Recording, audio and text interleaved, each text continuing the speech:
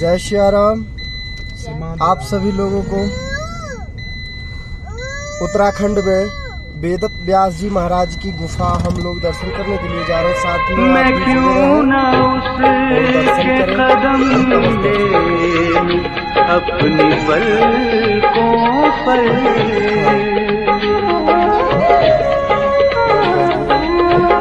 आप देख रहे हैं लास्ट इंडिया यानी हम लोग भारत की सीमा से लगभग क्रॉस करने ही वाले हैं। कुछ क्षण में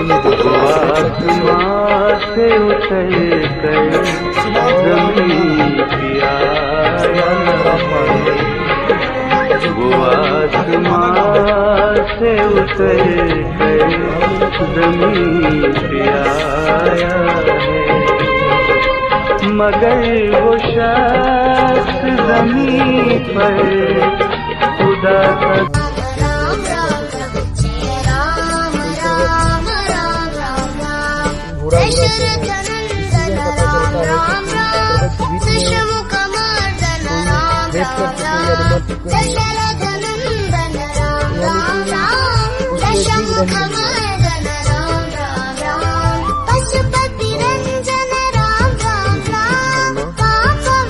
जीवित रहते हैं, जो पहाड़ जीवित रहते हैं उससे काफी जल प्रवाहित होते हैं, उससे जल पसीजते हैं, जो कि आप देख रहे हैं। ये देख लीजिए। तुम लोग नहीं भाई, तुम लोग नहीं मानेगा।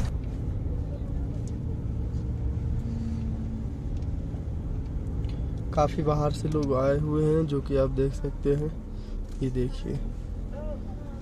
और निगाह में नहीं वो रूह में समाया है,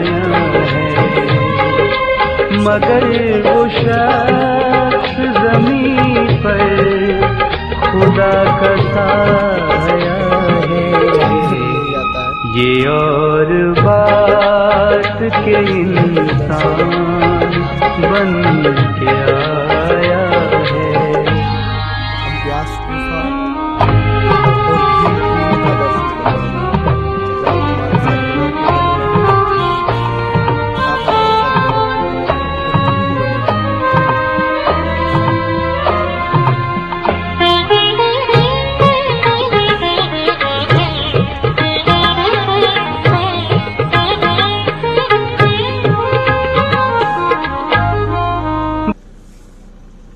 निकालने दीजिए, वहाँ पे तो जगह।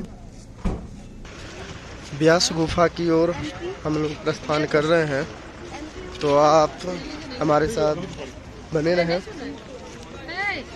और हाँ, अलकनंदा का एक अपना ही दृश्य है, जो कि काफ़ी तेज़ी से चलते जा रहे हैं। देखिए, इनका आवाज़ सुन के ही मन प्रसन्न हो जाता है भाई। इतना काफ़ी स्पीड से चलते हैं, एकदम हाँ हाँ हाँ करके। क्या बात है।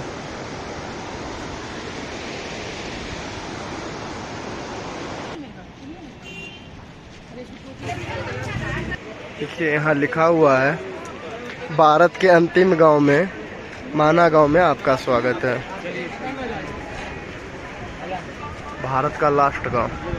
इसके बाद यहाँ से तिब्बत पड़ जाती है।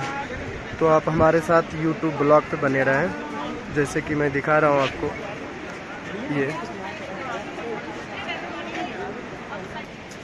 यहाँ का कोई उनका वस्तु इतने महंगे देते हैं कि नीचा से ऊपर लाते हैं, फिर उसका कॉस्ट जोड़ लेते हैं, फिर काफ़ी महंगे देते हैं, जो कि हमारे वृंदावन में उसका सिर्फ आधा 3 गुना ज़्यादा यहाँ पे कॉस्ट लेते हैं। जैसे कि कोई भी स्वेटर, जैकेट इत्यादि खाने पीने का पदार्थ जो भी हो। तो हम व्यास गुफा की ओर चल चुके हैं, तो आप हमारे साथ लाइन पे जुड़े रहें, लगे रहें। क्या आप तिब्बत के करीब आ चुके हैं, जो कि बोर्ड लगा हुआ है, वो भी मैं आपको दिखाऊंगा। और क्योंकि जो नहीं जा पाते हैं उनको ऐसे ले जाया जाता है। पर पहाड़ी क्षेत्र का व्यक्ति का व्यक्तित्व इतना घनी होता है जो कि सर में देखिए बांध के खींचते हैं। बहुत मोटे मोटे लोगों को खींच लेते, जो लोग चढ़ नहीं पाते हैं ऊपर में उनको ये लोग खींचते हैं। वो काफी रुपया भी लेते हैं। देखिए, अगर नाथ देखोगे अब गुण हमारे तो हम जग से कहाँ से लगेंगे किनारे। अगर नाथ देखोगे अब गुण हमारे तो हम भक्त कैसे लगेंगे किनारे। नाथ देख माना समुद्र तले से ऊंचाई कौन कितना है। ना हम कीने साधु सेवा विप्रन दान दियो नहिया अबध सैया मेरे छोरो न बहिया सिया के सैया मेरे छोरो न बहिया सिया के सैया। ब्यास गुफा के करीब काफी पास आ गया हूँ तो चलना पड़ रहा मित्र और काफी चढ़ाव उतार है जो कि मैं वीडियो को एंड कर करके चल रहा हूँ। अब तो पास आ गया, अब तो वो सामने रहा। पुराण एवं महाभारत का लेखक स्थल गणेश जी महाराज, शंकर पुत्र गणेश यहीं बैठ के लिखे थे। तीर्थस्थल तन्मे मणः शिव संकल्पमस्तु।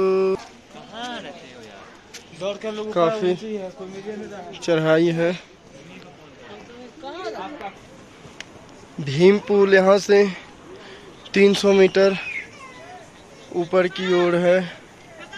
तो सबसे पहले हमने आपको ब्यास गुफा दिखाने का वादा किया था, जो कि वो देखिए ब्यास गुफा।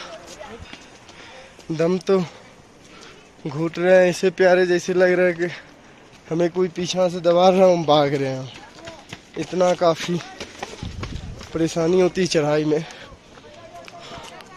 दम्मा पेशेंट तो नहीं चढ़ पाएगा। देखिए ये जवान का रुक गया बेचारे।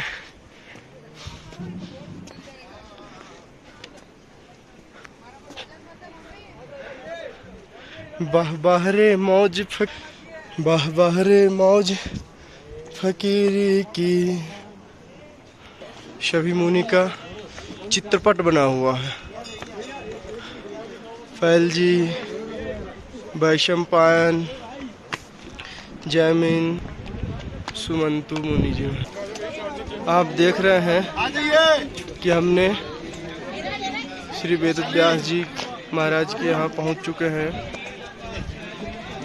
सत्संगम परम धीमहि, सत्संग परम धीमहि। जैसा कि आप देख रहे हैं व्यास पोथी पर बहुत बड़ा पहाड़ है और यहाँ आप अच्छे से देख सकते हैं कि यहाँ लिखा हुआ कृपया गुफा के अंदर फोटो ना खींचे। इसलिए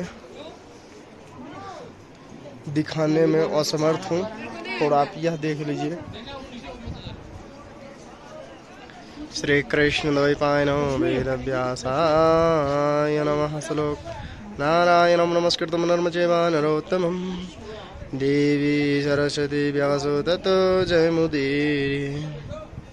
ब्रह्मानंद सरस्वती वरिष्ठे श्यामसुगीत पराश्रितं स्मिन् शास्त्रं व्यासो बद्रीकृतः। श्री वेद व्यास जी महाराज गुफा में बैठकर लिखे, सो आप सभी लोग दर्शन करें।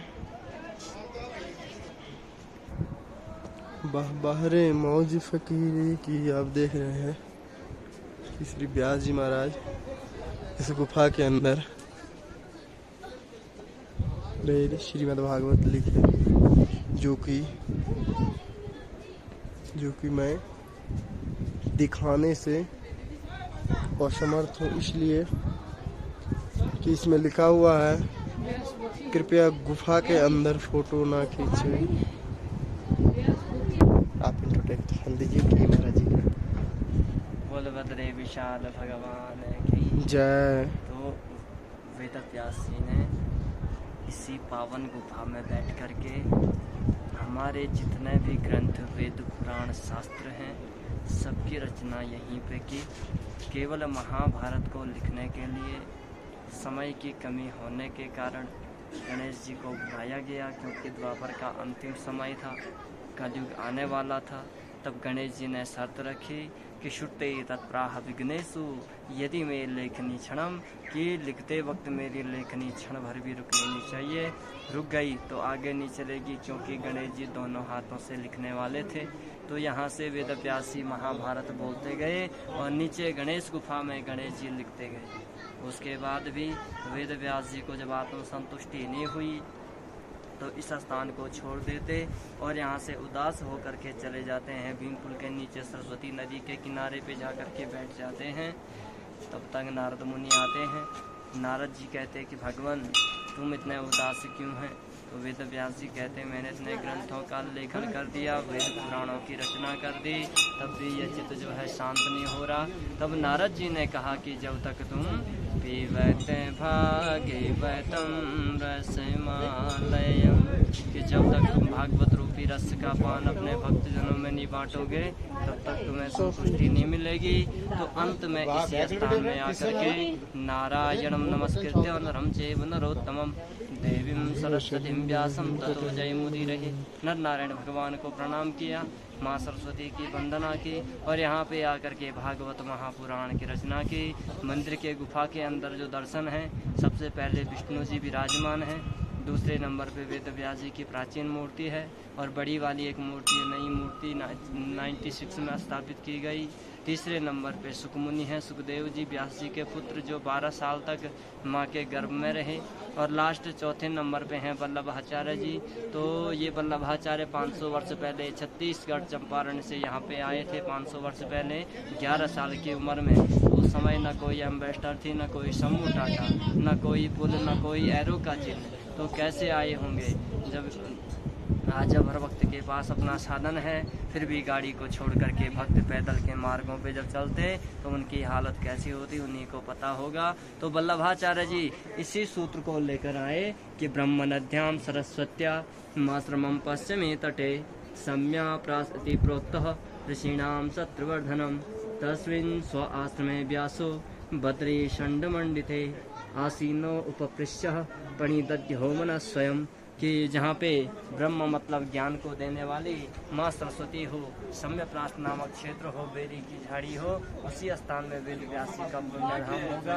जब वल्लभाचार्य यहाँ पे आए साक्षात दर्शन दिए व्यास जी ने, क्योंकि व्यास जी आज भी अजर अमर हैं। वे व्यास गुफा का बाहरी पार्ट जो पुस्तक के समान नजर आता है, ये व्यास पोथी कहलाई। तो ये द्वापर में पूरी भोजपत्र थी, जब कलयुग आया पूरा पत्थर में अवतरित हुआ।